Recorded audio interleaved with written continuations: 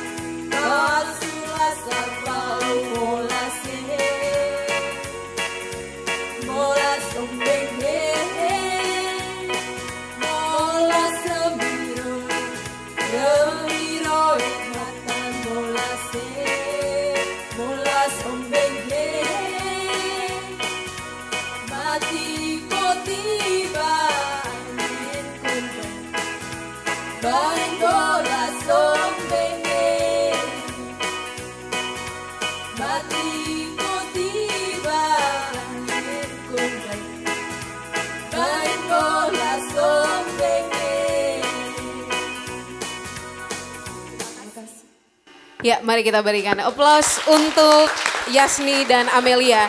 Juga diiringi oleh pemain keyboardnya adalah Sardin, juga dari Paroki Mok. Wah, luar biasa. Tentu saja selama pelatihan 3 hari ini ada banyak sekali OMK dengan bakat-bakat yang luar biasa. Semua orang muda Katolik itu hebat. Nah, Sobat Media Komsos, kali ini kita akan membahas tentang pastoral pariwisata holistik dan bagaimana pariwisata menjadi peluang ekonomi kreatif. Untuk itu, hari ini telah hadir bersama kita Romo Inosutam, Ketua Komisi Budaya dan Pariwisata Keuskupan Ruteng. Apa kabar Romo? Kabar baik, Puji terima kasih Tuhan. banyak Rosi. Dan juga ada Nona Shelby Ninut, founder dari Kedai Kopi Bi Borong. Selamat sore Shelby. Oke, mungkin bisa pakai mic-nya Shelby. Apa kabar? Sore, ya, selamat sore, kabar baik. Puji Tuhan, kabar baik. Nah, kita akan langsung bincang-bincang. Kita pertanyaan pertama untuk Romo Ino. Nah Romo, sejak kemarin teman-teman OMK sudah berada di tempat ini, dimulai dengan rekoleksi bersama Romo Ompi, kemudian tadi hari ini ada pelatihan kelas-kelas untuk ekonomi kreatif. Dan mereka baca dari kemarin ini, Tahun Pastoral Pariwisata Holistik. Ini apa artinya Romo? Baik, terima kasih banyak Rosi. Itu 3 kata di situ ya, pastoral, pariwisata, dan holistik. Pastoral itu dari kata pastor, kamu tahu artinya gembala. Jadi saya disebut pastor, juga imam-imam. Tetapi Anda sendiri juga bisa menjadi pastor. Ya, jadi pastor, gembala itu adalah dia yang menghantar hewan, piaraan ke padang mencari rumput, ya, melayani supaya mereka menjadi besar. Dalam bahasa Manggarai Tengah khususnya itu ada kata emba, kemudian ada kata intur, artinya melayani. Ya, sedangkan pelayan itu bisa disebut dengan kata keturu dalam bahasa kami. Ya, saya tahu bahasa Manggarai Timur. Jadi pastoral berarti hal-hal yang berkaitan dengan pelayanan. Ya, pelayanan yang berada dalam lingkup kerohanian, tetapi juga dalam kehidupan setiap hari. Anda menyapu rumah, Anda memasak nasi, Anda menyediakan apa, mencuci pakaian, semua itu adalah pekerjaan pastoral sebenarnya. Oke? Jadi kalau Anda sudah bisa merapikan diri sendiri, melayani orang lain, Anda sudah menjadi pastor yang sesungguhnya. Oke? Sedangkan pariwisata, ya, ada kata itu dari bahasa Sanskerta, ya, ada 2 versi yang saya baca. Itu pari artinya ya lengkap, ya, penuh. Sedangkan wisata artinya bepergian, ya. Yang lain menyebut pari itu berulang-ulang, berarti pergi berulang-ulang. Yang lain katakan vis itu artinya kampung, komunitas, sedangkan atta berarti bepergian. Intinya pariwisata berarti bepergian, ya, bertemu dengan orang lain, dengan budaya lain, kemudian menikmati alam yang baru, bisa belajar dari sana, lalu kemudian ya bisa mentransformasi diri, bisa memperkaya diri dengan suasana baru, dengan orang yang baru. Karena perjumpaan dengan orang lain selalu memberikan satu pintu baru bagi kita untuk melihat dunia hidup kita secara baru, menata secara baru hidup kita. Jadi lalu kemudian ya itu kira-kira kata pariwisata. Holistik itu sering dikaitkan kata integral, artinya menyeluruh semua hal. Ya, semua hal di sini dalam pengertian rohani, ya, itu berarti berkaitan dengan badan, jiwa manusia. Lalu kemudian berkaitan dengan semua, ya, lapisan masyarakat, semua orang, semua bidang kehidupan, tetapi juga lintas generasi. Dari satu generasi ke generasi yang berikutnya. Itu holistiknya. Jadi holistik bukan hanya untuk kita sekarang, tetapi juga generasi yang akan datang, tetapi kita juga harus melihat tradisi kita yang lalu. Dari secara historis, kata holistik berarti kita harus menjadi gembala tradisi dengan kacamata retrospektif melihat masa lalu kita, dengan kacamata introspektif melihat masa kini, dan kita menjadi guru yang baik untuk masa kini, dan dengan kacamata proyektif, prospektif kita melihat masa depan kita, dan dengan demikian kita menjadi nabi masa depan. Jadi kalau dikatakan pastoral pariwisata holistik berarti pariwisata yang terbuka untuk semua orang. Memang pariwisata ini apa saja bisa dipariwisatakan. Siapa saja bisa ya menjadi peluang ya memberikan peluang untuk membuka pariwisata. Bahkan bentuk tubuh kita juga bisa menjadi peluang pariwisata. Ya, ada orang yang pendek itu ya sering tampil di televisi kemudian menjadi tontonan, yang penting gaya bayar karcis, pariwisata. Oke? Tentu tidak bermaksud merendahkan martabat manusia. Karena itu apa saja sejauh Anda bisa menjualnya itu menjadi sebuah produk, ya, misalnya kopi mane dari Enu Selby, ya. Kopi B. Kopi Negarabo. Saya. Jadi apa saja itu bisa dipariwisatakan dan siapa saja bisa ya menjadi pelaku pariwisata. Jadi Kira pastoral begitu, gitu. ya pastoral pariwisata holistik itu menyeluruh ya Romo ya, dia tidak hanya Menyeluruh, ya oke. dia tidak hanya fokus pada satu hal. Nah Romo, selanjutnya setelah kita bicara pastoral pariwisata, ini banyak sekali bahkan di media sosial ada beberapa yang pro dan kontra nih dengan tema tahun keuskupan kita di tahun ini. Kenapa gereja sibuk sekali dengan pariwisata? Bukankah ini urusan pemerintah atau dunia bisnis nih Romo? Ya, tadi kita katakan bahwa kita melihat manusia itu secara integral, secara holistik. Jadi kita tidak hanya melayani rohaninya, tetapi juga badannya. Yesus dulu tidak hanya menyampaikan sabda. Bahkan sebelum dia bersabda, dia memperbanyak roti dan ikan. Supaya orang kenyang dan mendengar dia. Kalau orang tidak makan, dia tidak bisa mendengar sabda. Ya, jadi begitu. Lalu kemudian gereja dia bedakan antara manusia yang abstrak, yang ideal, dan manusia yang konkret. Manusia, kalau ditanya kepada kita, saya sudah berapa tahun ini menjadi dosen, tanya kepada mahasiswa, siapa itu manusia? Makhluk berakal budi, makhluk yang diciptakan oleh Tuhan, semua itu benar. Tapi dalam hidup sehari-hari, kau tidak jalan dan katakan, saya adalah manusia makhluk berakal budi, itu tidak ada. Oke?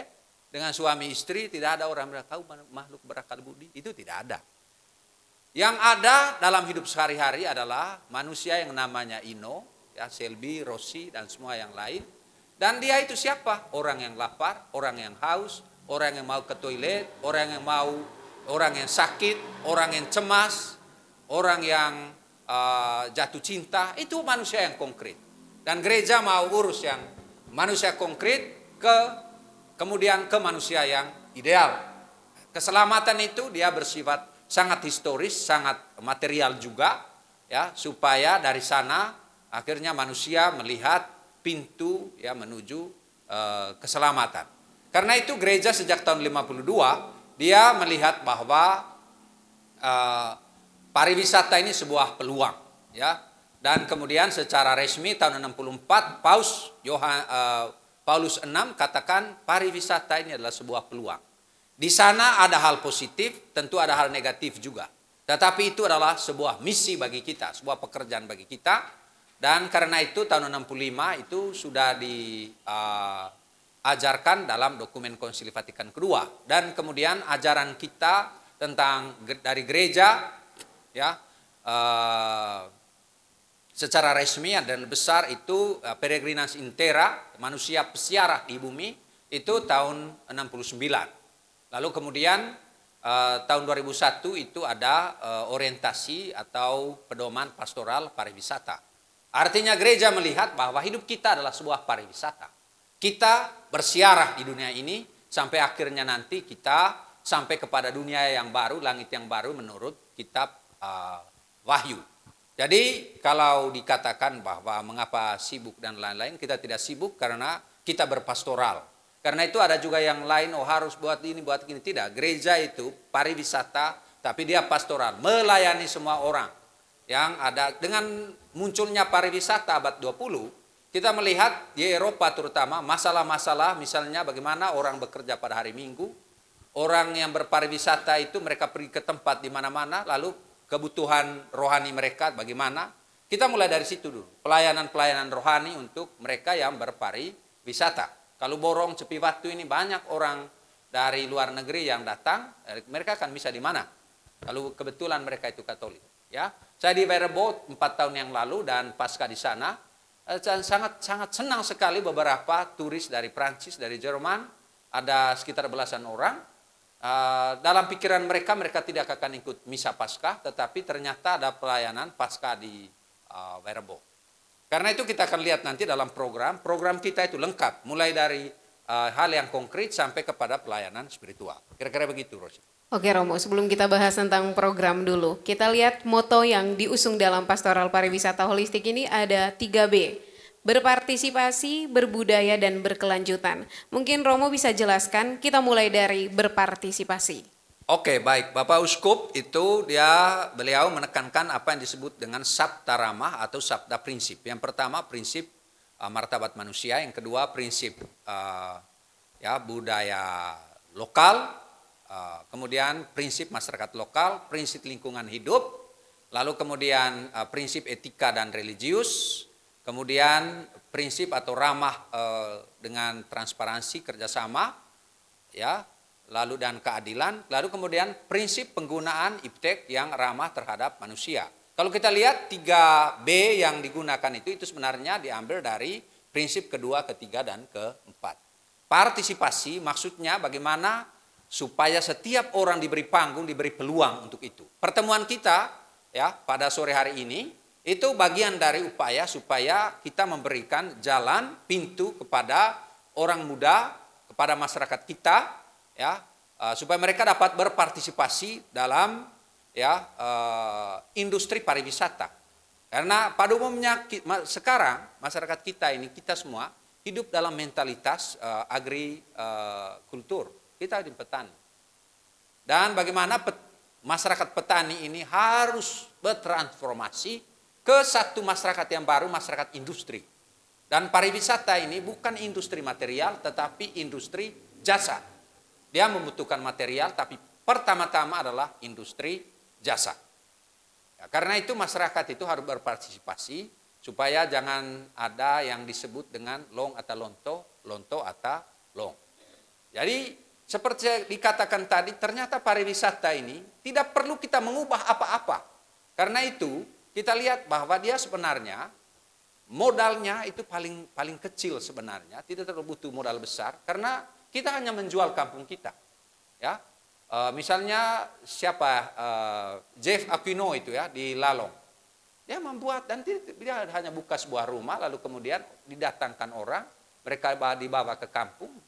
Dan kemudian ya selesai. Seperti itu pariwisata. Jadi berpartisipasi supaya pariwisata itu jangan hanya milik 1-2 orang, tetapi ya menjadi milik masyarakat.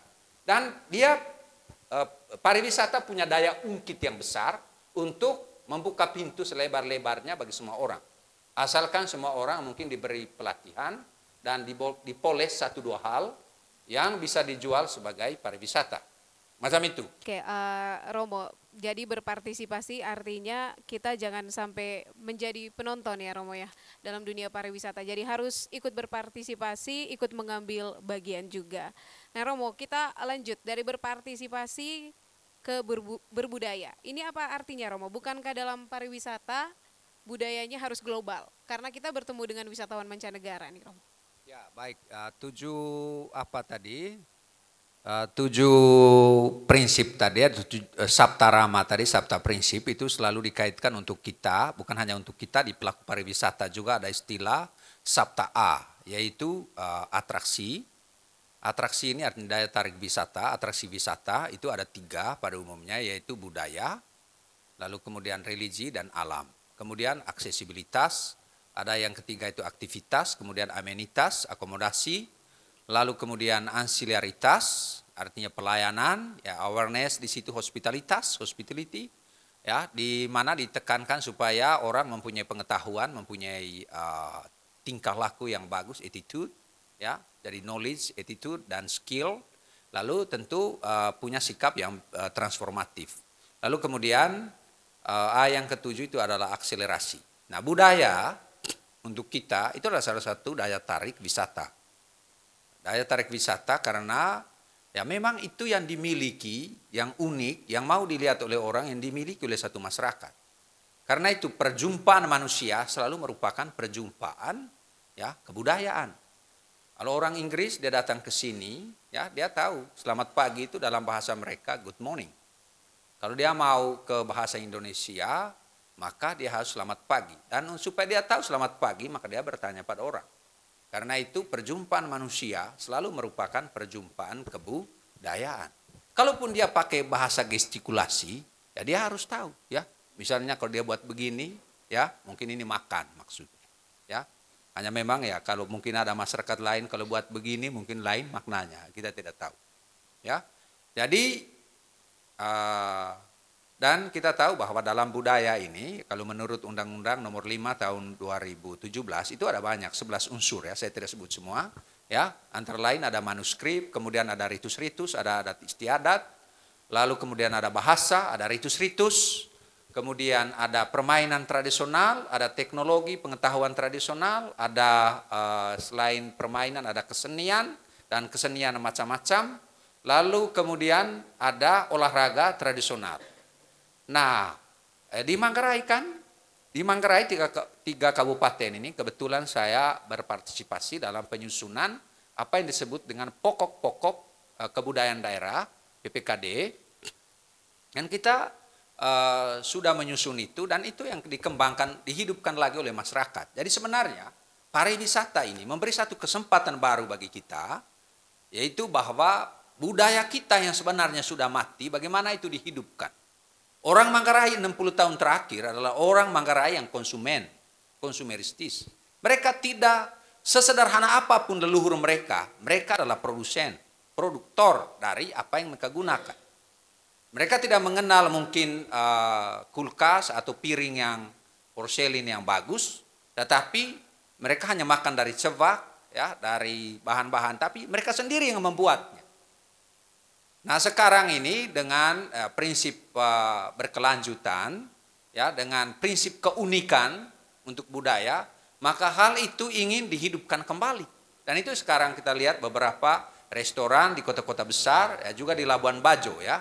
Sudah lihat bagaimana air itu, ya, turis itu kalau dia datang melihat air taruh di cerek, itu untuk dia biasa-biasa saja itu, ya. Tetapi kalau dia lihat air taruh di bambu, ya, atau minum pakai gading, ya, mungkin nanti juga untuk kopi, ya, atau pakai cevak, ya, pakai leke, dia lihat ini baru. Jadi di sini ekologis, prinsip yang nanti yang kita lihat yang berkelanjutan, sustainabilitas, ya.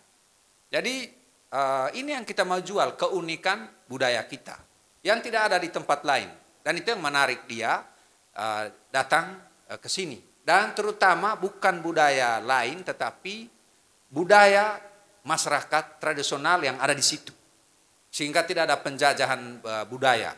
Tetapi di pihak lain juga tentu budaya kita itu harus direinterpretasi, direinovasi kembali dengan konteks yang terbaru. Tetapi warna budaya lokalnya itu mesti ada. Misalnya bangunan, ya, itu mesti ada bentuk. Saya sangka di Manggarai Timur misalnya 25% dari konstruksi bangunan itu, arsitektur harus mengikuti budaya lokal. Antara lain ada rangka kabannya, ada baru niang, kerucutnya itu, ya, macam itu.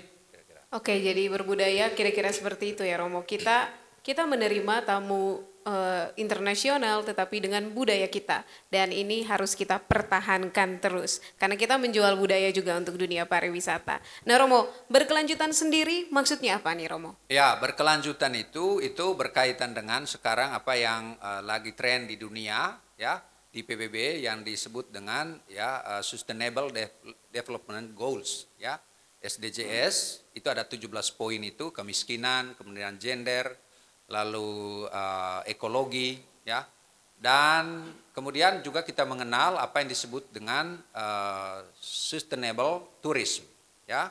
Jadi pariwisata yang berkelanjutan, pariwisata yang sustainable. Artinya apa? Pariwisata yang menjamin bahwa pelakunya itu, ya, itu adalah orang lokal, orang-orang setempat. Lalu yang kedua, dia tidak merusak alam, terutama sustainabilitas berkelanjutan sekarang selalu diterjemahkan berkaitan dengan lingkungan hidup. Karena, ya, sesuatu itu tidak akan berlanjut menjadi hancur kalau alam tempat di mana kita hidup memijakkan kaki kita itu hancur. Ya. Karena itu memang berkelanjut itu sangat penting, bahwa seperti saya katakan tadi, itu bukan hanya untuk kita tetapi juga untuk masyarakat yang akan datang, generasi yang akan datang, tetapi juga terutama untuk semua orang. Nah, misalnya kalau tambang, ya, mengapa gereja misalnya, ya, di Manggarai Timur ini menolak tambang, ya? Karena Flores ini sudah kecil pulaunya, mata airnya, hutannya kecil. Kalau tambang itu ada, dia akan merusak hutan, mata air tidak ada. Dan pengusaha tambang itu, dia anak istrinya tidak hidup di sini. Mereka hanya mengeruk perut bumi, lalu mereka akan pergi. Yang ada di sini ya kita. Dan kemudian kita mau hidup dari apa?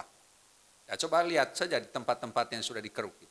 Nah, ini misalnya salah satu prinsip sustainabilitas, ya, prinsip keberlanjutan, yaitu supaya paling sejauh mungkin kita misalnya untuk barang-barang kita memakai barang-barang yang bisa diganti, tetapi itu memang diproduksi oleh alam. Diproduksi oleh alam maksudnya misalnya untuk untuk tempat makan, ya. Kalau kita bisa makan dari cebak, dari leke dan lain, tentu yang dibentuk dengan baik, mungkin akan lebih bagus ketimbang kita makan dari benda yang porselin atau apa yang ada sekarang ini. Walaupun memang gengsinya mungkin lebih tinggi, tetapi itu akan merusak alam. Dan kita lihat bahwa semakin kaya seseorang, itu sebenarnya kekayaan kita dari mana? Kekayaan kita dari alam. Ada 3 hal yang ya kita tidak sadari setiap hari. Yang pertama ialah bahwa kita ini, ya, setiap hari ada banyak hal yang mati untuk kita. Ada saung daeng yang mati untuk kita, ada ikan yang mati untuk kita, ada kopi yang mati untuk kita. Banyak hal yang mati untuk kita, ya toh? Kita punya apa yang ada pada kita yang tidak dapat datang dari alam? Kalau alam melakukan 3 hal terhadap kita, kita mati. Kalau yang pertama, dia boikot, tidak mau memberi apa-apa kepada kita. Dia stopkan udara, dia stopkan air, dia stopkan matahari dan bulan. Kita mau apa? Yang kedua, ya, kalau dia mengembalikan semua apa yang kita sudah buang ke alam, kita mau tampung dengan apa? Lalu yang ketiga, kalau dia mau mengambil semua apa yang telah dia berikan, baju kita ini semua dari alam ini, apa yang terjadi? Ya, karena itu memang ada ideologi ekologis yang agak ekstrim memang. Tidak mau pakai baju, ya, hidup telanjang. Nah, ini memang terlalu ekstrim juga. Ya, jangan kamu pulang ikut mereka itu. Itu tidak bagus untuk kita. Jadi berkelanjutan itu prinsipnya mungkin memang bagaimana alam itu dilihat sebagai saudara. Ya. Jadi ada 3 pandangan terhadap alam: overestimate, terlalu takut dengan alam, leluhur kita dulu. Ada yang lain, ya, underestimate, melihat alam sebagai objek yang harus dikeruk, dan kemudian pandangan yang seimbang, melihat alam sebagai saudara kita, ya, saudara matahari, saudara air, saudara rumput yang hidup untuk kita. Karena itu nanti kita lihat bahwa ada wisata alam. Begitu, Rosi. Oke, jadi berkelanjutan, apa yang ada sekarang harus terus dirawat ya Romo. Jangan sampai kita menikmatinya sekarang, tetapi di masa depan nanti anak dan cucu kita tidak tahu nih. Betul sekali. Ya, apa yang ada saat ini. Sekedar informasi sebelum kita pindah ke narasumber kita satunya lagi, sebentar kita ada sesi tanya jawab. Jadi mungkin bagi teman-teman yang ada di tempat ini, jika ingin bertanya, siapkan pertanyaan karena setelah bincang-bincang nanti kita akan masuk ke sesi diskusi dan juga tanya jawab. Kita ke Kakak Shelby ini orang muda kreatif. Kak Shelby, Kopi Bee bisa dikatakan sebagai salah satu usaha yang ada karena peluang ekonomi kreatif di dunia pariwisata juga tentunya. Mungkin bisa sharing singkat sampai akhirnya Coffee Bee ini ada. Oke, terima kasih Kakak Rosi. Teman-teman orang muda Katolik, saya bersyukur sekali ada di sini hari ini, dan di sini saya mau sharing tentang pengalaman saya pribadi, bagaimana saya memulai Kopi Bee. Kopi Bee ini saya bentuk itu 2 tahun lalu, di bulan Februari tahun 2020. Sebelum membuka Kopi Bee itu saya bekerja, jadi saya bekerja di salah satu kantor swasta di Ruteng sama Bejawa. Kemudian saya memutuskan resign dari kantor saya, dan saya membuka kedai Kopi Bee. Terus inspirasi untuk membuka sebuah kedai kopi itu bermula ketika saya minum kopi. Makanya saya kasih nama ini Kopi Bee. Terus B-nya itu orang bisa panggilkan Selby, jadi biasanya B. Jadi saya ambil di belakangnya B, Kopi Bee. Kemudian Kopi Bee sendiri ini mungkin tadi teman-teman ada yang ke atas tadi ke peot ke tempat saya. Jadi pasti di atas tuh kamu berpikir begini, atau teman-teman yang ada di sini berpikir bahwa Kopi Bee itu pasti menu andalannya itu kopi. Saya menjawab tidak. Tidak, karena saya mempelajari pasar di Manggarai Timur. Manggarai Timur itu semua orang pasti punya kopi. Pasti punya kopi dan saya terus ada juga pencinta kopi seperti itu, pencinta kopi, penikmat kopi. Jadi saya pernah kasih masukan kopi di mesinnya kopi yang lebih ke modern, gitu kah? Bukan kopi hitam yang biasa kita minum di rumah. Tapi prospek untuk penjualannya itu sangat kecil, gitu kah? Jadi saya memutuskan, oh ya, bagaimana dari kopi itu kita ciptakan sesuatu yang baru. Dalam artian kopi itu mengajak kita semua, oh ya kita nongkrong yuk, kita sharing yuk, atau kita berkomunikasi, atau kita buat sesuatu rencana atau bagaimana mungkin di Kopi B. Jadi saya bersyukur sampai hari ini di atas tuh jadi ada beberapa komunitas, kemudian ada bincang-bincang dengan orang-orang yang mungkin ingin berwirausaha juga itu ya dari segelas kopi. Jadi kita otomatis panggil orang untuk nongkrong itu tidak mungkin, main nongkrong kah? Tidak, jadi kita ngopi ya, oke. Cukup ada temannya kopi, ada pisang, seperti itu.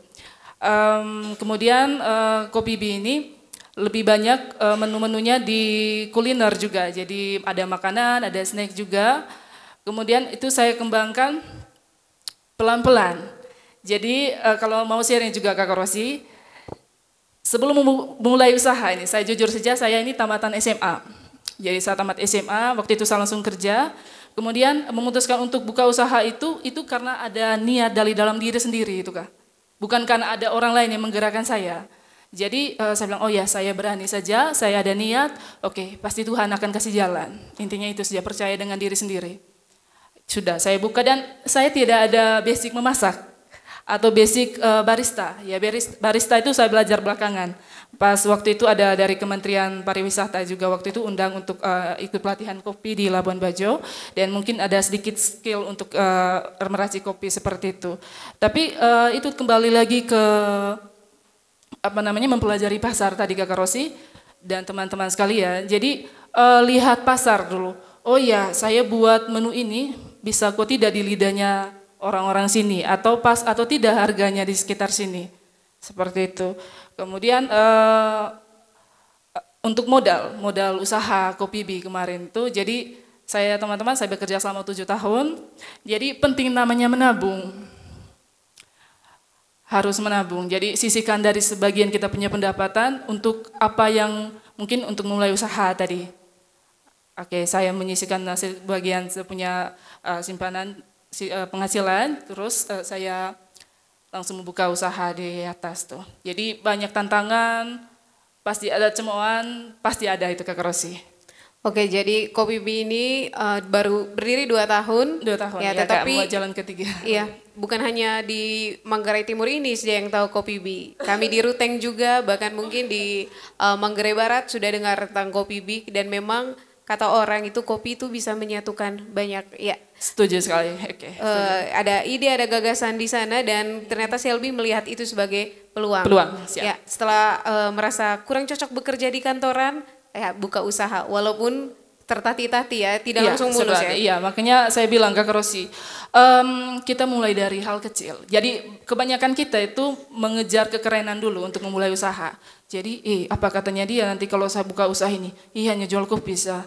Terus misalnya goreng pisang goreng, hanya jual pisang goreng. Jadi penuh dengan mengeluh dulu sebelum usaha. Jadi saya sharing ke teman-teman. Jadi kalau mau punya usaha itu atau berwirausaha, yang pastinya itu harus ada niat dan keberanian dulu untuk memulai. Jadi itu yang paling berat. Soal maksudnya kita mau meracik menu atau seperti apa, itu mungkin poin yang setelah itu. Jadi harus ada kemauan dalam diri sendiri. Seperti itu Kak Rosi. Oke, Enda Selby, ini dari kacamata seorang Selby yang mulai terjun di dunia usaha di Manggarai Timur dan tentu saja ini ada hubungannya juga dengan pariwisata. Mungkin bisa perlihatkan atau sharing kepada OMK peluang ekonomi apa saja nih yang tersedia di Manggarai Timur?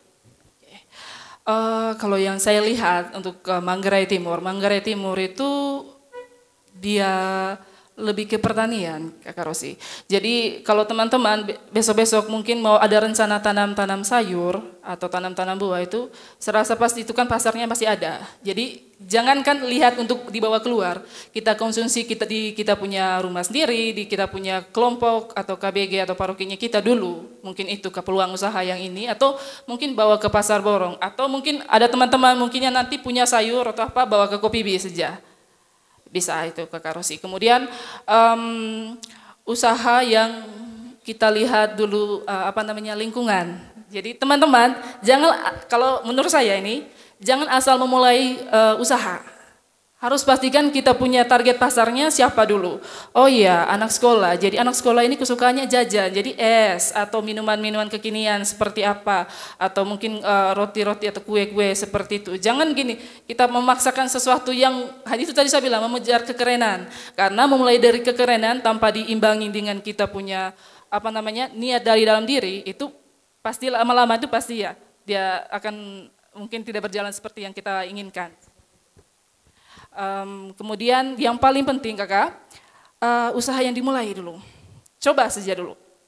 Bagaimanapun hasilnya dicoba saja dulu, mau gagal ya otomatis. Tidak ada yang begini langsung datang berhasil. Jadi saya sekedar sharing juga, ada yang tanya tadi di Kopi B, oh ya selama ini pernah gagal?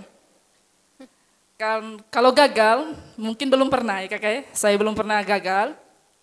Tapi yang terjadi di saya itu Kakak, apalagi gini Kak, saya baru mulai usaha dengan mungkin basicnya mungkin masih pemula seperti itu Kak, dan itu otomatis cemoohan, hinaan pasti ada itu. Terus diragukan, itu bukan dari luar, tapi dari dalam mungkin keluarga, teman-teman, atau mungkin itu yang mematikan mental Kakak terkadang itu. Jadi itu yang saya bilang, harus siapkan mental dulu, terus mindsetnya harus terbuka dulu. Oh ya, saya buka usaha ini ya ada tujuannya, ada dampak yang saya harus hasilkan dari apa yang saya usahakan seperti ini. Bukan ya, mungkin satu sisinya kita mendapat keuntungan mungkin, tapi usahakan membuka usaha itu harus ada dampak untuk sosialnya. Mungkin kita buka lapangan pekerjaan baru untuk orang lain seperti itu, terus memajukan kita punya daerah atau kita punya tempat seperti itu Kak Rosi. Oke, jadi peluang untuk ekonomi kreatif itu banyak sekali banyak sekali Kakak Selby. Jadi teman-teman juga di sini tadi selain belajar ada kelas kuliner dengan Kakak Selby, ada juga kelas pertanian organik nih Romo. Mereka berlatih membuat pupuk organik, pupuk padat dan juga pupuk cair, lalu ada ekoenzim juga. Dan juga ada kelas fotografi dan narasi bersama Romo Erik. Ini semua peluang usaha. Ada juga kelas tari.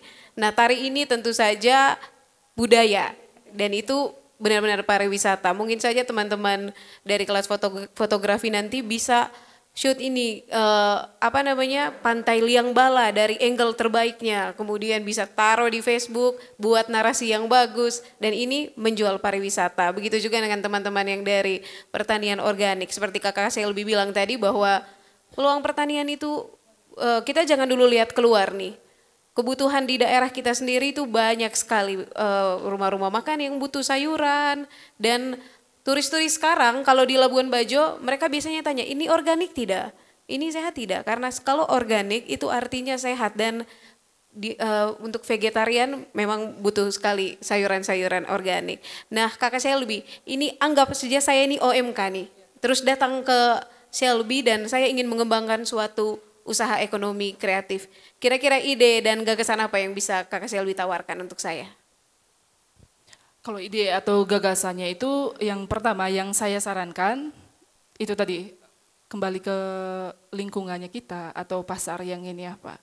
Jadi percuma gini Kakak Rosi, jadi saya usaha suruh teman-teman nanti buka warnet di tempat yang tidak ada sinyal, tidak mungkin. Jadi kita kenali pasarnya dulu. Saya contoh saya sendiri kemarin tuh Kakak Rosi, jadi tahun 2020 itu saya masih lihat Borong itu masih sangat-sangat sepi. Jadi saya ini aslinya Ruteng Kakak Rosi, terus hanya datang main ke kakak saja di sini. Jadi saya melihat peluang itu toh, jadi saya bilang aduh Borong ini tempat nongkrongnya waktu itu mungkin saya tidak tahu, saya belum tahu ada Rana Roba atau yang kafe yang situ. Ya, jadi saya buka saja yang penting yang gini, orang pulang kantor atau mau ngopi, intinya ada bisa tempat hangoutnya seperti itu. Jadi saya di situ mempelajari pasar dulu. Oh ya, terus untuk mempelajari pasar, lihat juga kemampuan atau minta maaf untuk pendapatan masyarakat. Jadi perlu diperhatikan juga itu kakak. Iya. Jadi jangan sampai gini kita jual kopi harganya 20.000, sementara kita juga mau makan juga, pilih kopi atau pilih makan pastinya. Jadi jangan sampai itu ada seperti itu. Jadi kita kasihan kita punya kopi itu kak, mungkin mungkin ada yang beli Kakak Rosi, tapi yang menurut saya selama ini yang saya alami, orang lebih pilih ke makan Kakak Rosi. Jadi otomatis habis makan orang minum kopi, yang penting kopinya 5.000, saya tidak apa-apa. Begitu. Kurang lebih seperti itu ya, pelajari pasar ya kakak. Oke, ya, jadi kira-kira pasti lihat pasar dulu, baru kira-kira ya penyesuaian dengan lingkungan sekitar yang paling awal ya. Nah kita kembali lagi ke Romo. Romo, kita sudah dengar tentang ekonomi kreatif, pengembangan usaha dari Kakak Shelby. Nah sekarang kita kembali ke pariwisata holistik.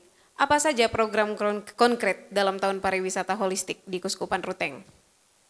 Baik, terima kasih Rosi. Mungkin saya komentar dulu sedikit tentang kopi ini. Mungkin perlu juga ada toto kopi di situ ya. Boleh. Lalu yang kedua, bapak saya dan orang tua saya petani kopi. Dan kalau Anda pergi ke Pocoleok, tanya nama bapak saya atau nama kami, orang pasti tahu bahwa mereka ini pemilik kopi yang cukup banyak lah untuk daerah kami. Ya, kami bisa berhasil 2 ton lebih dulu ya tahun 90-an. Dan satu hal yang mungkin saya hanya mau sharing berkaitan dengan kopi ini yang hilang menurut saya. Mama saya dulu ya biasanya dia bedakan sampai 4 jenis kopi dari satu pohon gitu ya. Karena buah pertama yang bagian dalam, siapa yang dari daerah kopi di sini? Ada? Iya. Mama saya dulu biasanya untuk tamu, dia ambil yang bagian dalam, buah pertama itu simpan lain. Dan itu tidak ditumbuk waktu kulit merahnya itu. Dilepas saja, karena kopi itu menjadi sungguh pahit yang tidak enak. Kalau yang kena fufuk itu, yang koto orang mereka katakan, itu juga tercampur dengan yang baik.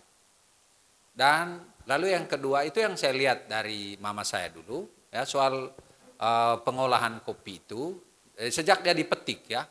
Lalu yang kedua pada saat dia digoreng ya, memang dulu ya misalnya dari segi kayu saja. Mama saya dulu dan bapak daerah kami dulunya biasanya ambil haju kopi itu sendiri atau kami sebut selalu haju kenti atau raci.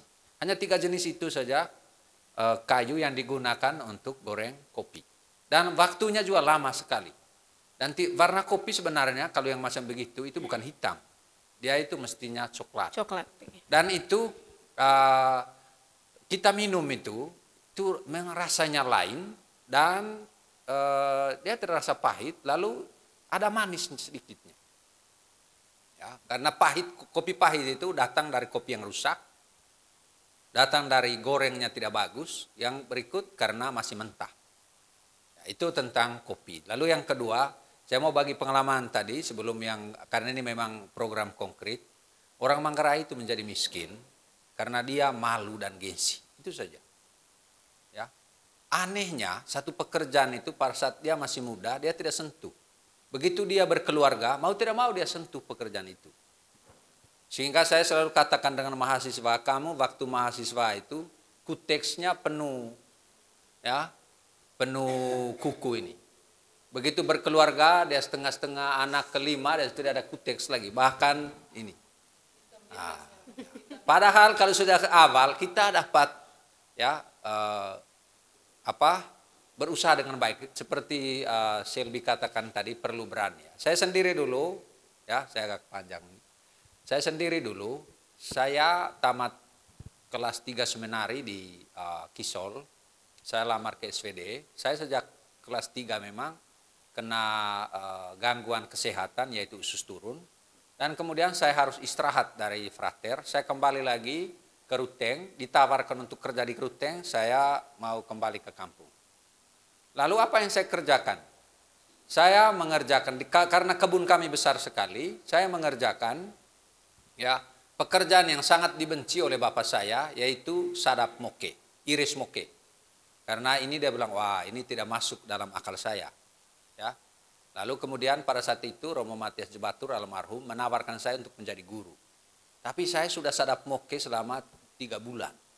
Dan saya melihat bahwa kalau kita sadap moke dengan baik, tekun, itu 1 hari penghasilannya bisa 50.000. Itu baru dari moke. Lalu saya juga biasa dari dulu, sekarang sudah jadi imam tidak lagi. Waktu kecil dulu biasa berdagang.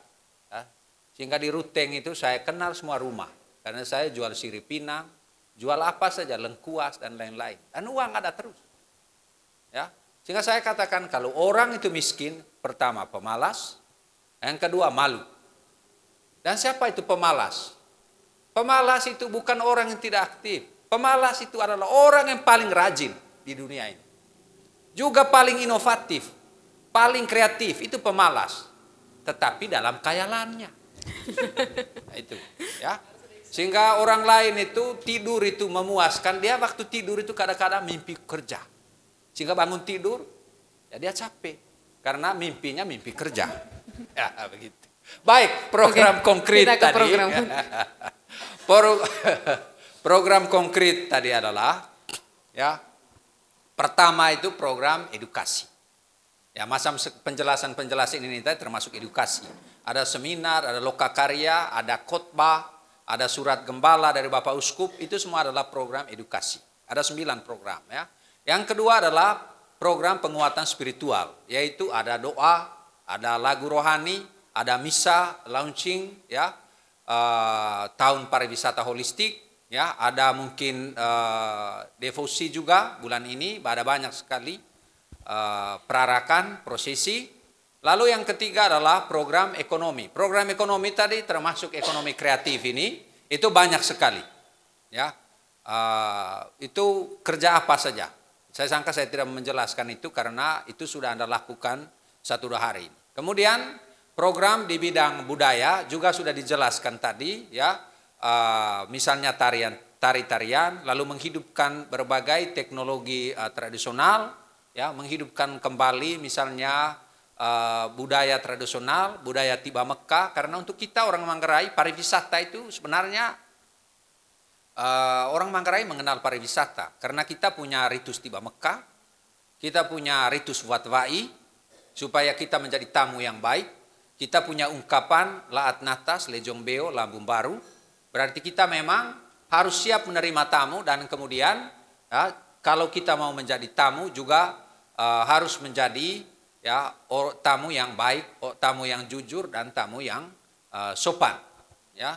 Lalu kemudian, ya, di bidang budaya ini saya berpikir yang paling penting juga apa yang orang Manggarai katakan mungkin 5R itu, ya, raise, ya, atau ris, ya, jadi menyapa.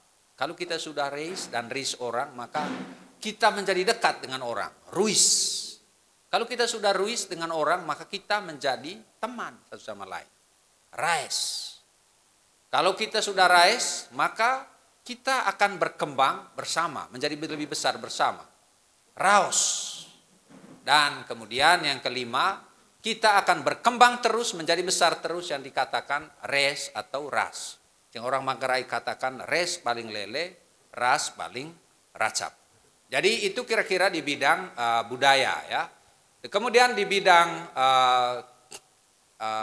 bidang ekologi atau alam, ya, di bidang ekologi atau alam itu kita lihat misalnya program-program penanaman pohon, ya, program mengunjungi mungkin puncak bukit ke hutan, dan itu lalu ada flora dan fauna di situ, ya. Kemudian mungkin di laut, ya, yang tinggal di dekat Borong ini, ya, flora dan fauna di laut, ya, itu kalau boleh dilestarikan dan itu bisa menjadi juga peluang pariwisata. Mungkin ada cunca, ya, air terjun, ada sungai, kemudian ada lagi yang orang katakan itu longka. Ada banyak sekali bentuk-bentuk topografi di daerah kita ini yang belum dieksplorasi. Kalau itu tadi dieksplorasi, digabungkan dengan kopi tadi, digabungkan dengan tuak, jadi sudah organisasi apa ini? Pariwisata ini. Itu di bidang alam. Lalu yang berikutnya adalah ya di bidang rohani ya. Di bidang rohani itu prosesi-prosesi, lalu kemudian mungkin ada juga doa-doa, karena pengalaman-pengalaman penyembuhan untuk pariwisata rohani itu menarik orang. Misalnya ya Lourdes atau Fatima itu menarik jutaan orang setiap tahun. Tapi kita tahu bahwa misalnya di Lourdes ya, di Lourdes itu bukan hanya kelola guanya itu. Jadi dia tidak pernah ada pariwisata yang pariwisata unik itu saja, tidak akan berkembang kalau macam begitu. Ya, saya mengunjungi Lourdes itu sudah saya sangka belasan kali ya, karena kebetulan saya studi di Prancis dulu sehingga hampir bisa saja ada yang mengajak terus ya. Dan kita lihat bahwa di sana bukan hanya guanya itu, ya, tetapi sudah itu orang akan hotel ada, restoran ada, kafe tadi ada, lalu kemudian alam juga ada, ya. Pokoknya yang aneh-aneh, ya, tarian-tarian tradisional yang di situ juga ada, museum ada. Nah, memang di kita ini mungkin museum ini yang tidak, ya, belum ada, ya. Jadi satu itu dia menjadi satu mata rantai yang makanya dikatakan tadi semua hal itu bisa dipariwisatakan, ya. Apa yang mungkin tidak bagus untuk kita, ya, kita anggap biasa, tetapi untuk orang lain itu memang luar biasa sekali. Ya, saya setelah ada di Eropa dan di Jawa, saya baru mengerti mengapa Flores ini menjadi daerah yang sangat disukai oleh orang. Karena kalau di Eropa tanahnya begini terus, rata terus. Ya, sejauh mata memandang hanya tanah rata. Ya, lalu 4 musim lagi. Kalau musim dingin itu tidak ada apa-apa. Kita hanya melihat salju saja. 1-2 hari kita lihat salju itu bagus, tapi kalau hari-hari selanjutnya, apalagi kalau kita sendirian, salju itu membekukan hati kita juga. Ya. Jadi itu tadi pariwisata rohani ya, yang dihubungkan dengan yang lain. Lalu kemudian yang berikutnya itu adalah program festival.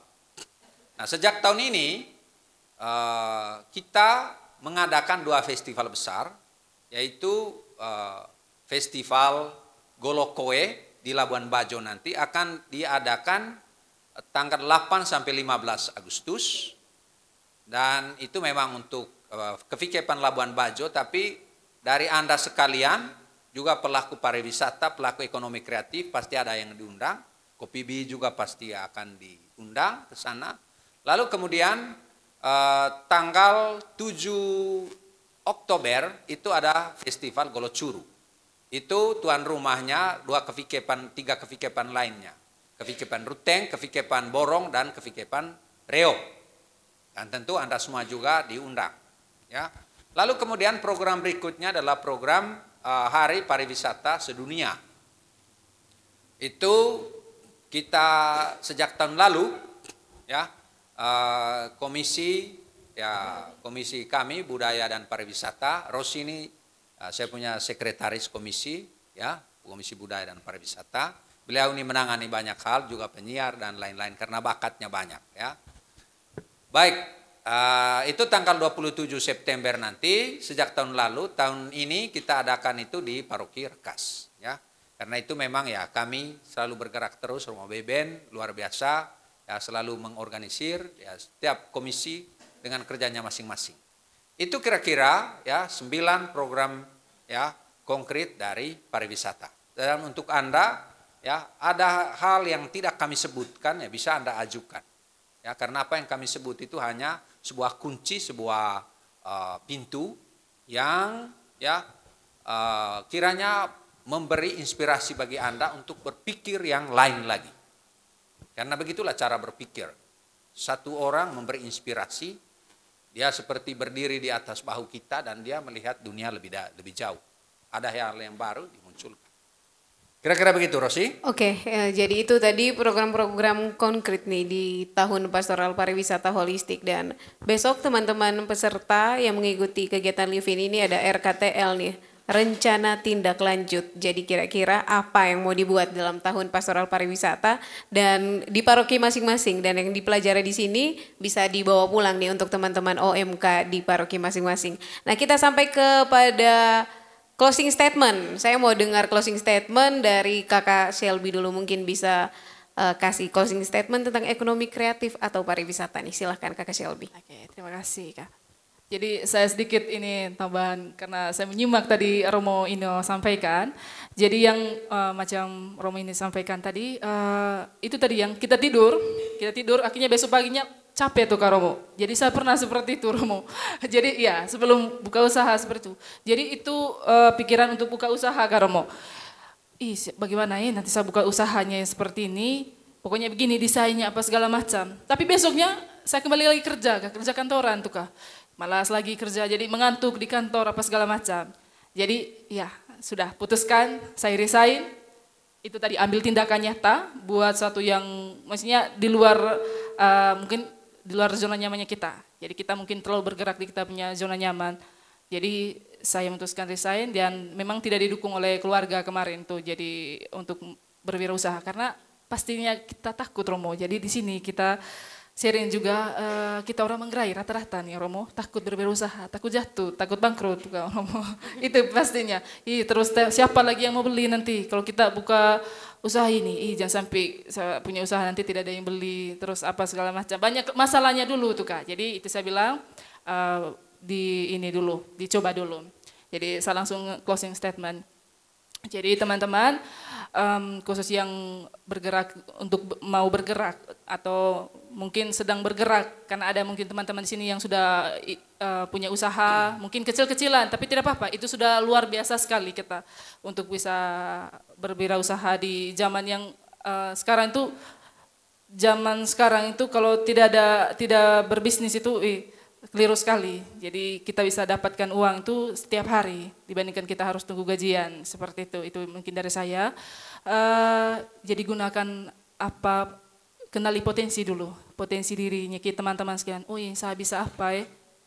Terus percaya diri, terus percaya dengan kemampuannya kita, apa yang saya bisa gali dari saya punya diri seperti itu. Terus jangan gengsi teman-teman. Itu yang paling pentingnya, jalan gengsi. Ya orang pasti kan mungkin, kau nih kenapa mau jualan ini? Orang pasti seperti itu, tapi itu saya bilang, kita kuatkan mentalnya kita, terus kita buka kita punya pola pikir seperti apa, rubah cara pandang tentang segala sesuatu seperti itu. Kemudian, tunjukkan kita bisa. Orang muda itu pasti bisa. Kita punya tenaga, itu modal paling besar itu. Kita punya tenaga, kita punya pikiran itu. Diwujud nyatakan saja gitu Kak. Jadi percuma kalau kita buat konsep A sampai Z dengan sempurna tapi satu langkah awal, satu langkah kecil seperti ini kita tidak mulai, itu sama dengan bohong saja. Ya itu saja Kak Rosi, terima kasih. Oke, jadi orang muda harus kenali potensi, percaya diri, keluar dari zona nyaman dan ambil peluang yang ada. Ya. Kita akan ke closing statement dari Romo Ino. Silakan Romo Ino. Baik, terima kasih. Yang pertama tentu kita ini bagian dari dunia. Ya, selalu kita menyebut globalisasi, dunia luar dan lain-lain. Tapi diri kita ini juga adalah bagian dari globalisasi. Karena itu kita harus mengembangkan apa yang disebut dengan lokalisasi. Tempat di mana kita berpijak ya harus menjadi tempat pertumbuhan bagi kita dan orang lain. Lalu yang kedua, memang hidup ini tidak ringan. Kamu lihat tadi dua orang, kamu punya teman yang menyanyi itu pakai songke yang berwarna hitam. Hitam itu dalam budaya Manggarai berarti hidup ini penuh dengan misteri, penuh dengan kelemahan, penuh dengan kerapuhan, penuh dengan dosa. Tetapi di situ ada juga motif-motif, ada jalan dari pikiran kita, ada jalan dari hati kita, dan ada jalan yang diberikan oleh Tuhan. Tuhan selalu membuka jalan untuk kita, asalkan kita mau berusaha. Yang ketiga, kita ini lanjut poin pertama, tadi bagian dari dunia. Karena itu kita selalu harus menjadi 100% orang Manggarai. Mengenal diri kita sebagai orang Manggarai dengan seluruh keunikan kita. Dan itu yang kita jual. Ya. Bukan jual diri tetapi jual potensi kita. Itu yang paling penting. Lalu yang berikutnya, hidup ini adalah sebuah siara. Peregrinans in terra. Kita adalah manusia, makhluk siara di bumi. Dan siarah kita itu berarti berjumpa dengan orang lain berjumpa dengan kebutuhan-kebutuhan orang lain, makan, minum, pakaian, dan lain-lain. Dan itu adalah tantangan, tetapi itu adalah juga peluang bagi kita. Ketika kaki Anda kemasukan duri dan Anda tidak mempunyai siapa-siapa yang mengeluarkannya, maka Anda mengambil duri lain untuk mencungkilnya. Itulah filosofi mencungkil duri dengan duri. Itu hidup kita, berjuang ya dengan keringat, dan dengan itu ya kita pasti akan menjadi pesiarah yang baik, sehingga hidup ini memang betul sebuah pariwisata yang indah, bukan karena di luar itu indah, tetapi karena hati kita, pikiran, jiwa kita itu indah. Saya tutup dengan satu saduran puisi dari Sutarji Kalsum Bahri. Saya selalu pakai puisi saduran ini. Dia katakan, kakiku, kaki kau kah? Kaki kau, kakiku kah? Kalau kaki kau, kakiku, luka kaki kau, luka kakiku kah? Kalau kakiku, kaki kau, luka kakiku, luka kaki kau kah? Hatiku, hatimu kah? Hatiku, hatimu kah? Kalau hatiku, hatimu, hatimu, hatiku, apa yang terluka padamu berdarah padaku. Tapi cinta, apakah perlu luka? Kalau luka, bawalah itu kepada luka-luka cinta Yesus. Sekian dan terima kasih. Terima kasih kepada Romo Ino dan juga Kakak Selby yang sudah memberikan closing statement. Sebelum kita masuk ke sesi berikutnya, ada tanya jawab, kita cooling down dulu. Kita dengarkan persembahan lagu dari Handri, OMK Paroki Borong. Mari kita jemput Handri dengan tepuk tangan.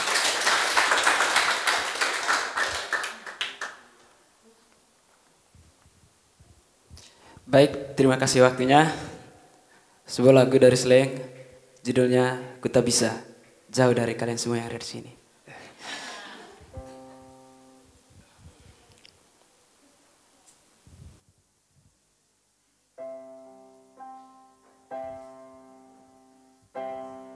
Pernah berpikir untuk pergi dan terlintas tinggalkan kau sendiri. Sempat ingin sudahi sampai di sini, coba lari dari kenyataan, tapi ku tak bisa. Jauh, jauh darimu, ku tak bisa. Jauh, jauh darimu.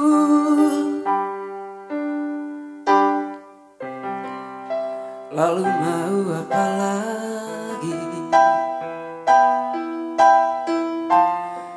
kalau kita sudah gak saling mengerti? Sampai kapan bertahan seperti ini? Dua hati bercampur emosi, tapi ku tak bisa.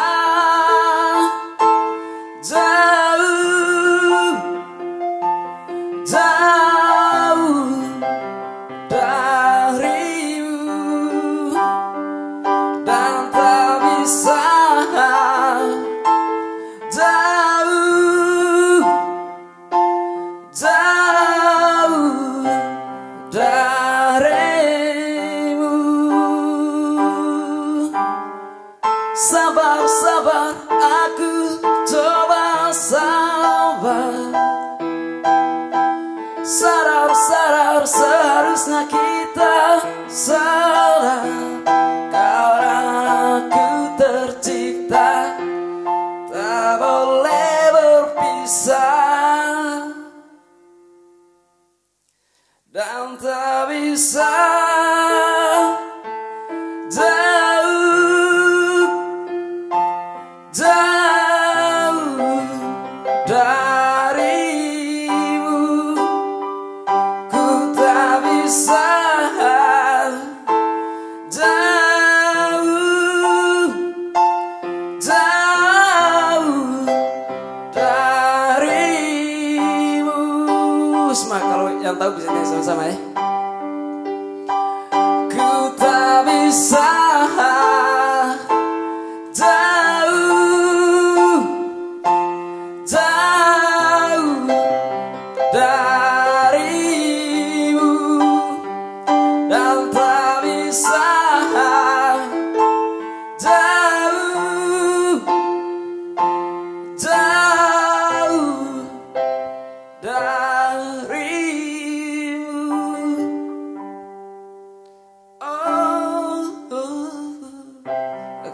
kasih.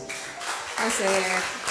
Terima kasih persembahan yang luar biasa. Ini tadi sambungan dari puisinya Romo, kalau luka hatimu, hatiku yang berdarah ya Romo, kalau tidak salah tadi. Jadi jangan galau-galau Besti, life must go on.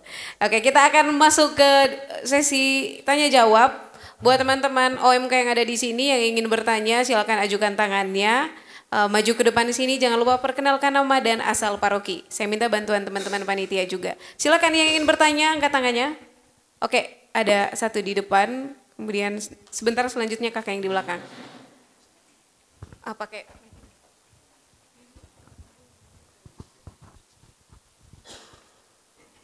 Baik, terima kasih atas kesempatan yang diberikan kepada saya. Saya Arisman dari Paroki Mok. Baik, ada beberapa pertanyaan yang saya mau ajukan kepada Bapak Romo pada malam hari ini. Dan pada kesempatan ini saya sangat bersyukur dan berterima kasih berkaitan dengan topik yang kita bahas pada kesempatan ini untuk OMK Keuskupan Ruteng, khususnya Kevikepan Borong. Jadi pada kesempatan ini kita berbicara tentang pariwisata holistik. Saya sangat menarik pada poin yang ketiga, poin yang kedua, berbudaya. Walaupun berpartisipasi, berbudaya dan berkelanjutan itu ada kesenambungan, tetapi saya lebih menarik berbicara tentang berbudaya. Pada dasarnya, budaya di Manggarai ini sangat minim sekali. Sangat minim sekali. Di sini artinya bahwa budaya kita itu sudah jauh sekali. Mengapa demikian? Karena ini mungkin kelemahan khususnya masyarakat kita yang berada di wilayah 3 kabupaten ini, Manggarai Raya ini, Manggarai Timur, Manggarai Barat, dan Manggarai Tengah. Di sini ada salah satu budaya ya yang menjadi salah satu event budaya dunia, yaitu budaya caci. Tetapi yang perlu saya tanyakan di sini adalah budaya lingkoh.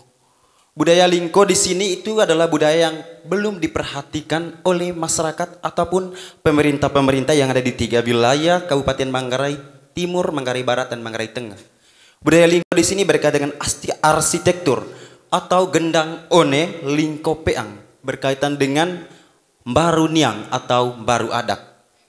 Ya, jadi di sini masyarakat Manggarai membuat sebuah rumah itu tidak menunjukkan simbol atau karakter bahwa kita benar-benar orang Manggarai, dilihat dari cara pembuatan rumah. Jadi di sini kita masih meniru budaya-budaya Jawa, budaya-budaya dari luar. Kita tidak pernah mempertahankan budaya-budaya yang ada di daerah kita, yaitu daerah Manggarai, terlebih khusus budaya lodok atau baruniang atau sarang laba-laba ini. Jadi pertanyaan saya untuk Bapak Romo pada kesempatan ini kira-kira bagaimana cara mengatasi masalah ini agar budaya-budaya yang kedua ini setelah budaya caci atau budaya baruniang atau budaya lodok ini bisa ditampil kembali dalam dunia-dunia yang berada di daerah 3 wilayah Kabupaten Manggarai Timur, Manggarai Barat, dan Manggarai Tengah. Sekian dan terima kasih. Oke, terima kasih. Kita pertanyaan kedua dulu supaya ada 2 pertanyaan. Silakan yang kakak yang, oh ya yang apa? Ladies dulu, perempuan dulu. Silakan maju. Jangan lupa, ya. Apakah ada teman-teman perempuan yang ingin bertanya? Oke, silakan maju.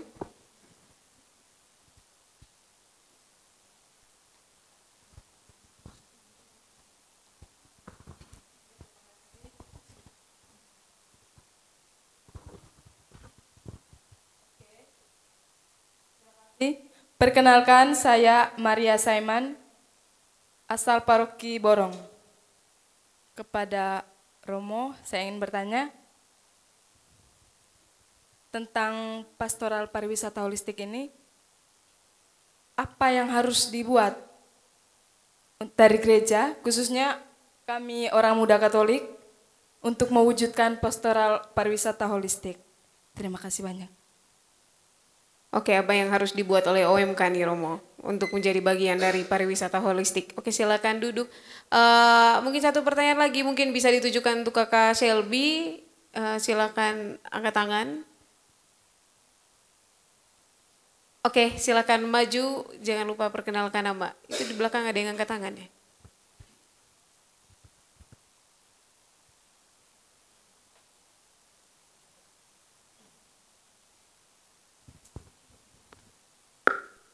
Terima kasih, selamat sore untuk kita semua.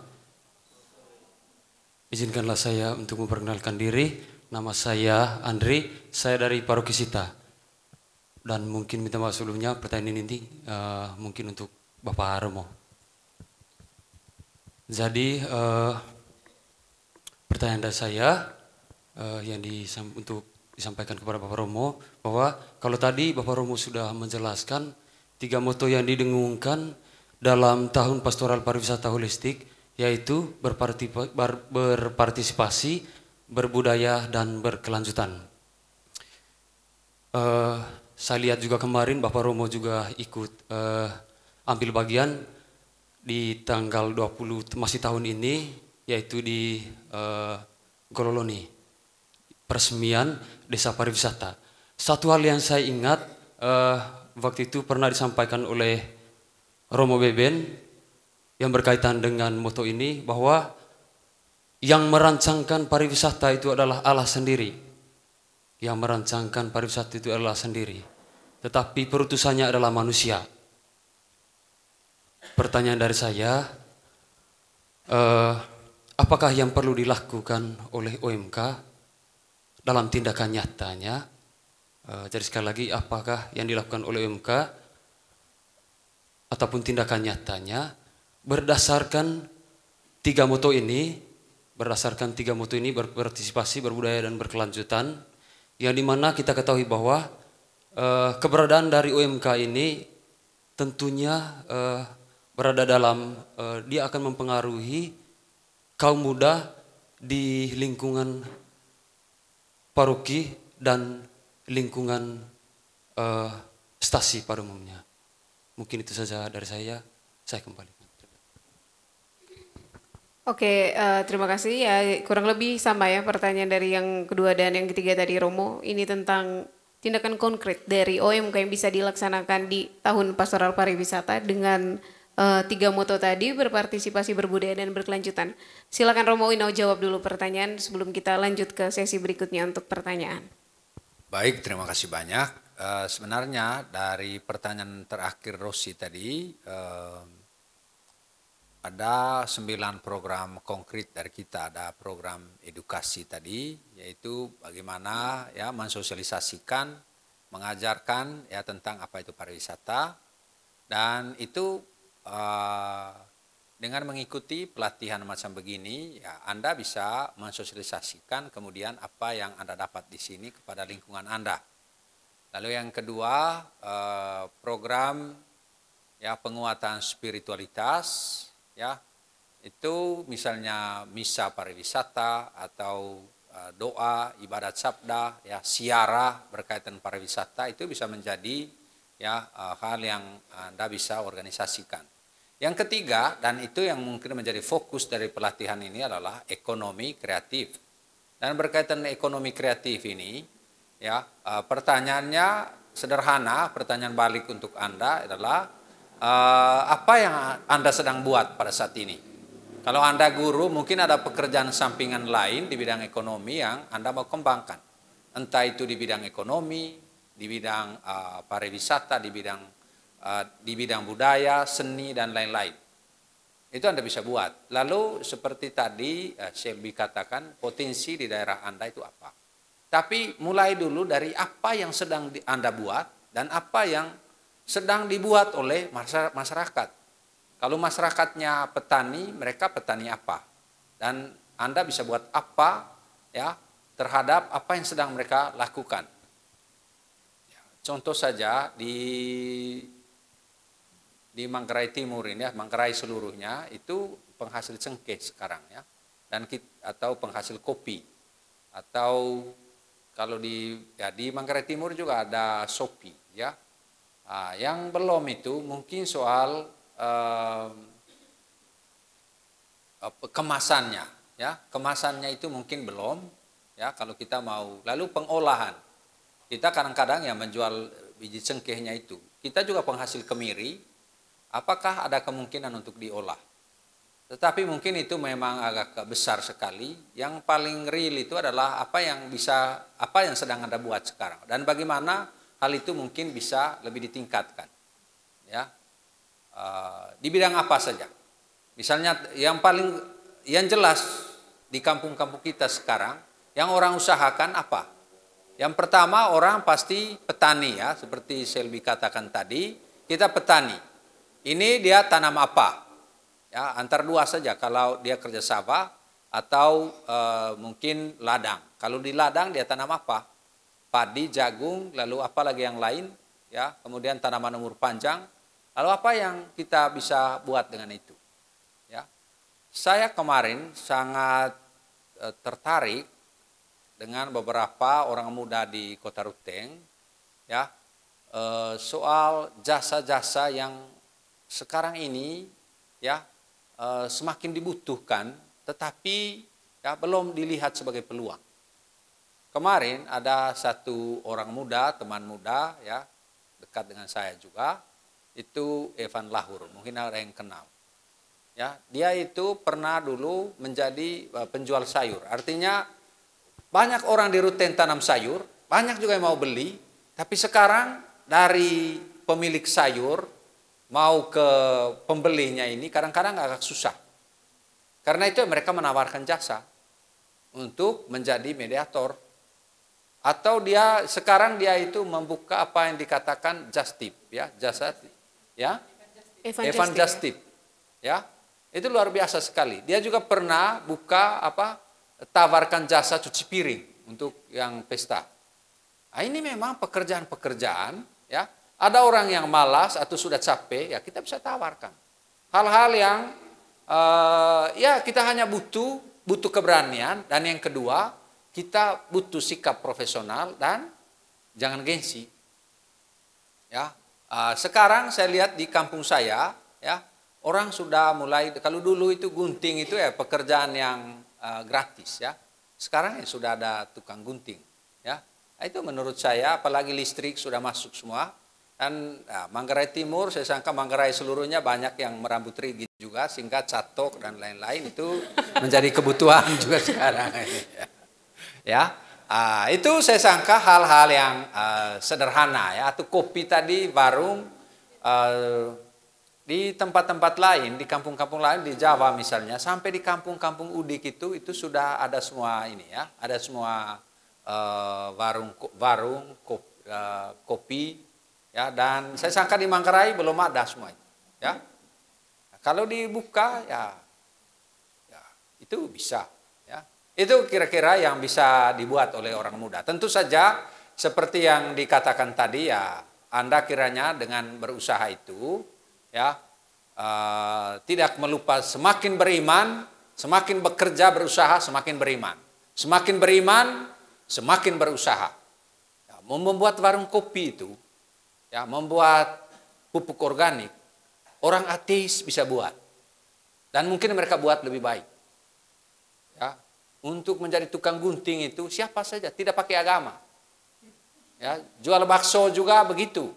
Orang Katolik bisa, tetapi apa yang menyebabkan pekerjaan Anda itu mempunyai nilai spiritualitas? Pekerjaan yang sama yang dilakukan oleh orang ateis, oleh orang radikal, oleh orang Islam, oleh orang Hindu. Apa? Ya, motivasi Anda.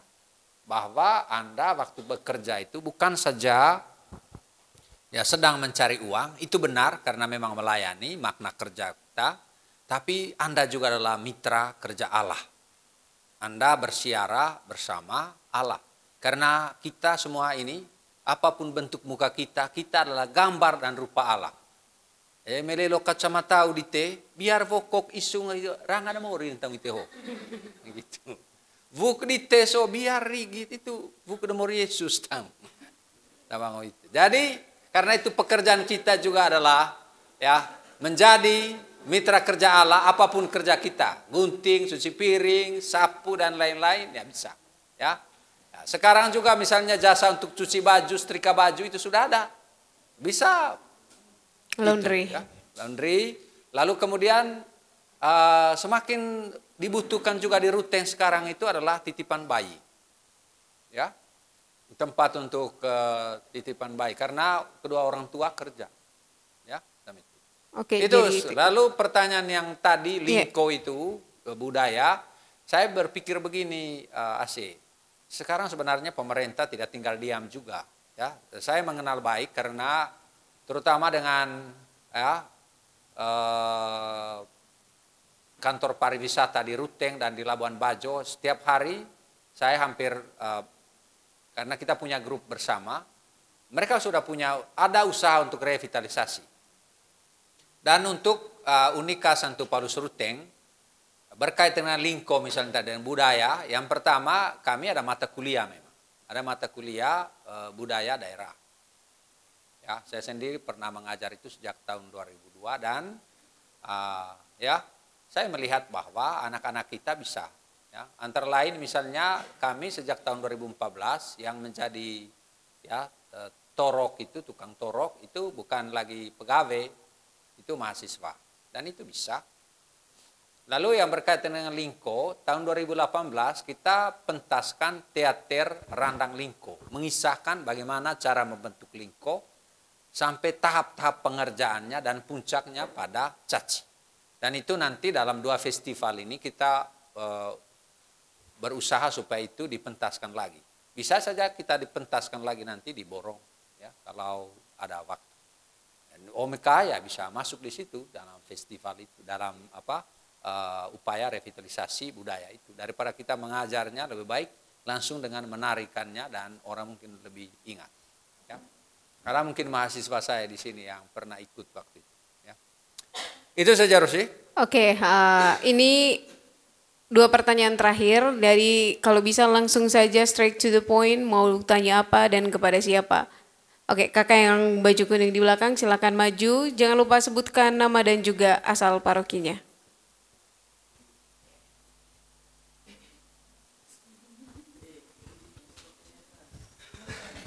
Oke, terima kasih atas waktu dan kesempatan yang diberikan kepada saya. Pada kesempatan ini saya akan bertanya kepada Bapak Pastor. Sebelum saya bertanya, saya mau memperkenalkan diri. Perkenalkan, nama lengkap saya Andreas Teagondemon, biasa dipanggil Rudi. Saya dari Paroki Welengga. Jadi saya mau bertanya. Baik, Andre. Apa saja yang dapat dilakukan oleh masyarakat atau kaum muda agar mendukung program pemerintah untuk mengembangkan pariwisata di masa pandemi. Kan kita semua tahu bahwa di masa pandemi kita semua tidak diperbolehkan untuk berkumpul. Jadi kira-kira apa yang perlu atau yang dapat kita perbuat untuk mendukung program pemerintah? Sekian dan terima kasih. Terima kasih. Terima kasih, semangat sekali ini OMK dari perbatasan nih Kabupaten Manggarai Timur. Semakin kesini semakin banyak. Iya, ini kita sudah mau tutup sesinya, yang angkat tangan semakin banyak nih Romo. Tapi kita batasi karena waktu. Saya harus pilih yang mana nih? Tentukan pilihanmu dari sekarang. Yang perempuan dulu. Yang perempuan, oke. Enu yang angkat tangan yang, oke, silakan maju. Ini dari Comu ini. Dari Bawang. Baik, terima kasih atas waktu dan kesempatannya. Perkenalkan, nama saya Lili Hadia, asal Paroki Sita. Saya mau bertanya kepada Romo. Mohon maaf. Ya. Baik Romo, ini pengalaman pribadi saya dengan teman saya OMK Stasi. Untuk sekarang, keterlibatan orang muda di gereja itu minim sekali. Dan yang kedua, dengan adanya pariwisata holistik berarti terbuka untuk semua orang. Jadi yang menjadi pelaku berpariwisata ini lebih banyaknya orang muda Romo. Jadi dengan begitu orang muda pula lah yang mudah sekali menerima budaya-budaya asing atau budaya-budaya luar dengan mengesampingkan budaya asli Manggarai. Yang menjadi pertanyaan saya Romo, bagaimana gereja menyikapi hal itu? Terima kasih Romo, sekian. Oke, terima kasih. Romo bisa langsung dijawab. Oke, 2 pertanyaan. Yang pertama tadi apa yang dilakukan oleh masyarakat ya, orang muda untuk mendukung program dari pemerintah tentu ada banyak hal ya. Yang pertama urus dirinya sendiri. Ya. Itu. Karena kalau kita bisa urus diri sendiri, nah itu mulai dari mandi, setrika pakaian itu bagus. Karena kalau kita jual kopi ya, kemudian jual makanan, buka warung, ya kalau kita punya rambut tidak disisir bagus ya mungkin nafsu makan orang kan hilang. Itu yang paling pertama ya. Yang kedua sebenarnya yang ditawarkan oleh pemerintah ini seperti yang kami katakan. Jadi begini, setiap kali kita melakukan sesuatu ada selalu 3 tingkat ya. Yang pertama hal yang tidak kelihatan. Dan di situ menyangkut spiritualitas, menyangkut nilai, menyangkut konsep. Dan itu ditulis. Dan itu pekerjaannya mungkin tidak banyak orang, 1-2 orang. Dia membuat konsepnya seperti apa. Ya. Kalau dia berpikir, maka pikiran itu tidak hanya tinggal di dalam kepalanya saja, tetapi ditulis. Supaya dunia mengetahuinya. Hal yang kedua adalah organisasi. Ya, di tengah masyarakat kita paling kurang ada 3 bentuk struktur organisasi. Organisasi budaya kita, adat, orang Manggarai seluruhnya mengenal apa yang disebut dengan Telu Likang Puu, yaitu ACKE, anak Wina dan anak Rona. Ya toh? Kita semua kena dengan 3 hal itu. Tidak ada yang tidak kena dengan ya 3 batu tungku itu. 3 batu tungku modern di tingkat masyarakat yang paling bawah itu adalah ada tua golo, tua teno atau tua-tua di kampung. Kalau kampung itu memang sebuah gendang, kalaupun bukan sebuah gendang tetap ada yang dianggap sebagai seorang tua. Kemudian ada pemerintah yaitu RT, mungkin kadus, kepala dusun, kepala desa, lurah. Dan yang ketiga biasanya kalau ada mayoritas terutama untuk kita yang Katolik pasti ada ketua KBG. Ya, ketua KBG, lalu kemudian ada ketua stasi dengan strukturnya termasuk OMK. Jadi itu di sini organisasi itu sangat penting karena kita bekerja juga dalam sebuah organisasi. Lalu kemudian tentu ada yang disebut dengan Pat Likang Randang, yaitu relasi dengan yang lain, relasi dengan yang lebih besar. Kita mau buka usaha juga, misalnya kita omong tentang pariwisata. Ya, selalu disebut itu pentahelix, yaitu ada pemerintah, ada pelaku, ada dunia usaha, dunia industri, ya di bidang pariwisata, ya, termasuk Kopibi itu di situ, lalu kemudian ada perguruan tinggi, akademisi, ya akademisi, lalu ada media, lalu kemudian ada komunitas di macam-macam, komunitas adat, komunitas agama. Dan komunitas lain termasuk kamu juga ini bisa membentuk sebuah komunitas. Kalau Kopibi, mereka juga bisa membuat komunitas. Misalnya kalau sudah ada beberapa warung kopi di sini, ya bisa membuat asosiasi kopi borong misalnya. Itu komunitas. Lalu yang ketiga itu adalah tindakan konkret. Apa yang dibuat? Ya kalau ada misalnya tadi Nuselbi ini sudah punya kopi di sini. Kesempatan berikutnya adalah untuk kamu misalnya, kalau kamu dari daerah kopi, maka hubungi Selby supaya barangkali kamu punya kopi, ya bisa dimasukkan ke IT begitu. Atau siapa yang mengolah kopi di sini? Atau mungkin kamu yang olah kopinya, tepungnya dijual ke sini, macam itu. Nah, ini semua kesempatan, ya. Saya sangka ini yang bisa dibuat oleh orang muda dan juga oleh orang masyarakat. Lalu hal-hal lain itu saya tadi sudah menyebut 7A itu ya. Yang pertama itu atraksi, yaitu menghidupkan di atraksi ini ada alam, ada budaya dan ada religi. Tentu saja 3 hal ini ya disebut di situ harus diolah. Pengolahan yang pertama itu tentu aksesibilitas. Bagaimana untuk orang sampai di sana? Ya, kami pernah dengan HPI, yaitu Himpunan Pramuwisata Indonesia cabang Manggarai, pergi ke kampung saya. Ya, mereka katakan itu, ya air terjunnya indah sekali. Iya indah air terjunnya. Bagaimana supaya orang bisa masuk ke sana? Ya, yang lain akhirnya anggota itu tidak bisa pergi karena itu terjun sekali itu apa itu, ya. terjal sekali, tidak bisa masuk ke sana. Jadi mesti ada aksesibilitasnya, bagaimana supaya sampai di sana. Selain jalan raya yang besar, sampai ke Borong, ada jalan masuk lagi, lalu ada jalan yang kecil. Yang besar dibuat oleh pemerintah, yang besar, yang lain juga dibuat oleh pemerintah daerah mungkin. Tapi jalan-jalan setapak itu kita bangun. Begitu.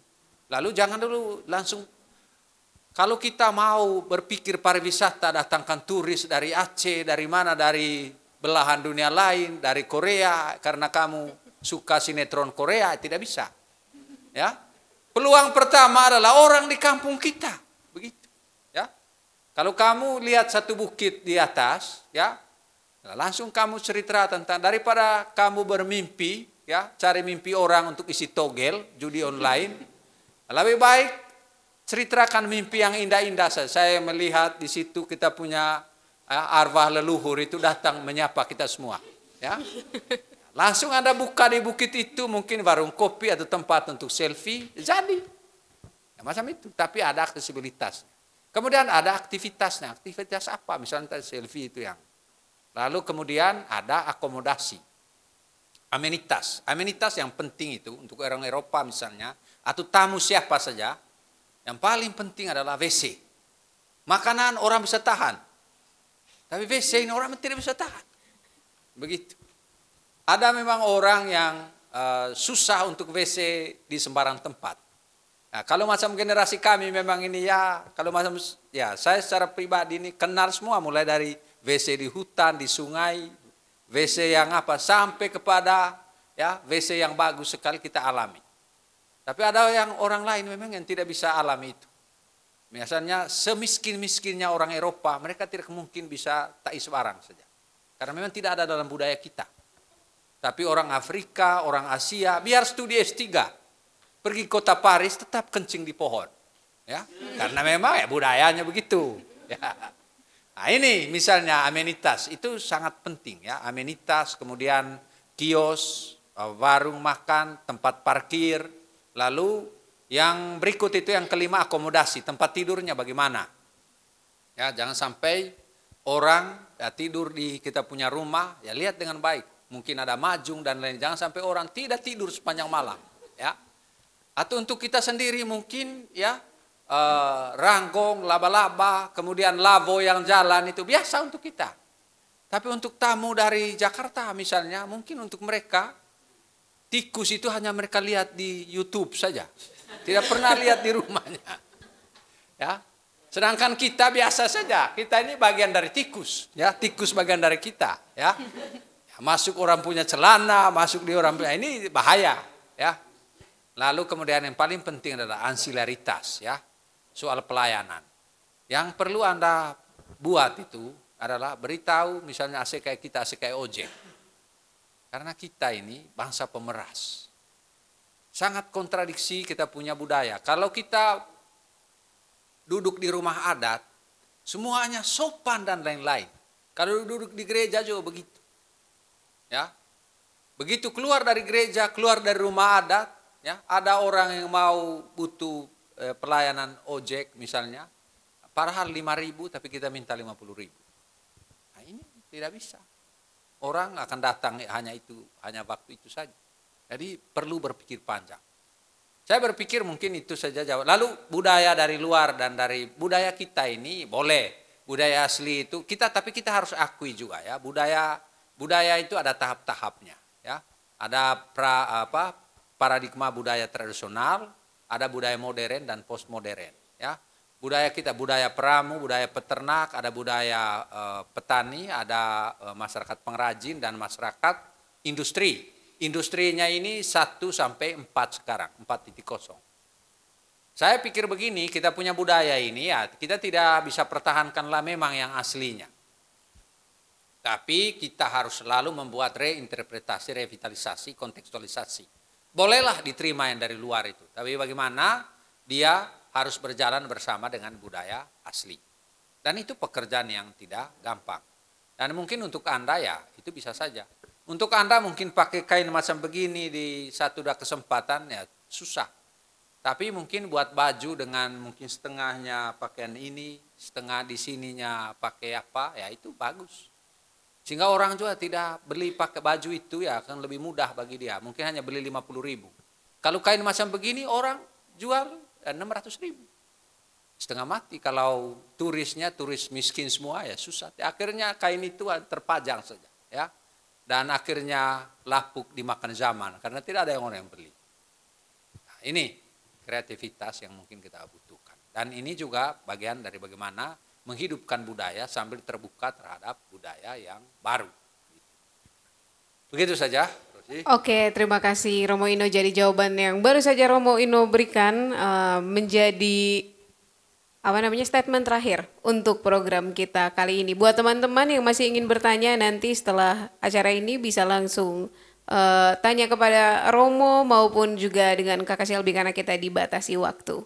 Demikianlah bincang-bincang pastoral kita kali ini dengan tema pastoral pariwisata holistik dan juga pariwisata sebagai peluang ekonomi kreatif. Terima kasih kepada Romo Ino dan juga Selby yang sudah sharing dan juga berbagi banyak hal untuk kita semua. Semoga apa yang kita dapatkan malam ini dapat menambah wawasan kita dan juga berguna untuk ekonomi kreatif maupun dunia pariwisata ke depannya. Dan sebagai penutup di bincang-bincang pastoral kita pada malam hari ini kita akan menyaksikan penampilan dari Yos dari Paroki Nangalanang. Saya Rosi pamit undur diri, sampai jumpa di bincang-bincang pastoral edisi berikutnya. Cik.